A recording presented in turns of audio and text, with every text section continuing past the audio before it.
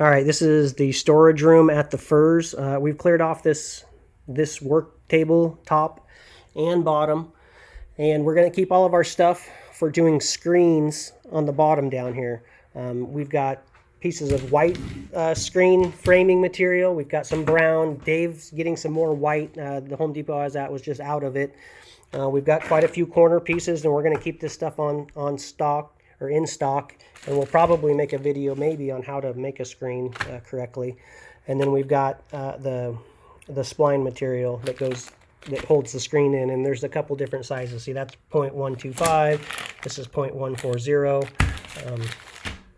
and we're going to keep this stuff on hand out here. We've got right over here, we've got a saw for cutting these if we need to cut them to size.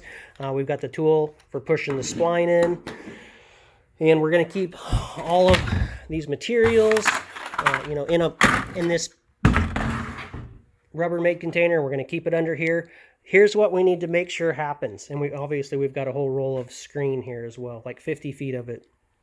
What we need to do is make sure that this stays clean, that there aren't other projects that go on top of this table and people leave stuff sitting all over the place and make this a spot where we can't come in here and real quickly make a screen. The materials are all going to be kept down here. I think we can probably still use this, especially with the weather changing, for doing projects up here, but we don't want to see this end up, like this. See this sawdust all over here? See all this mess? It's ridiculous that somebody did this.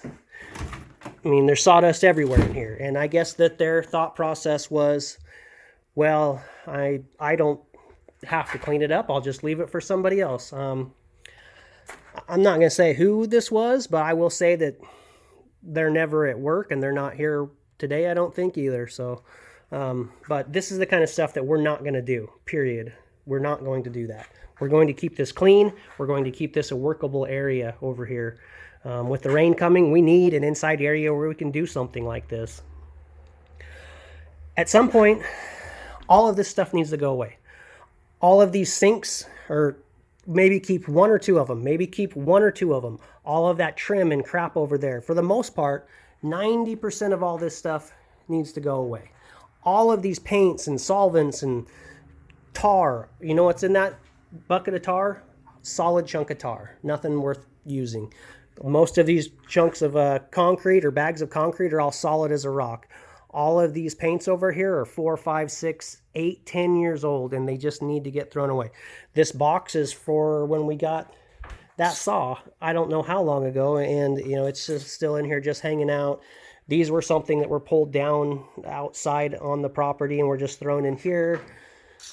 Dryer, and just in a random spot, not even up against the wall or anything. Same thing with that. A lot of this stuff is just junk that we need to get rid of.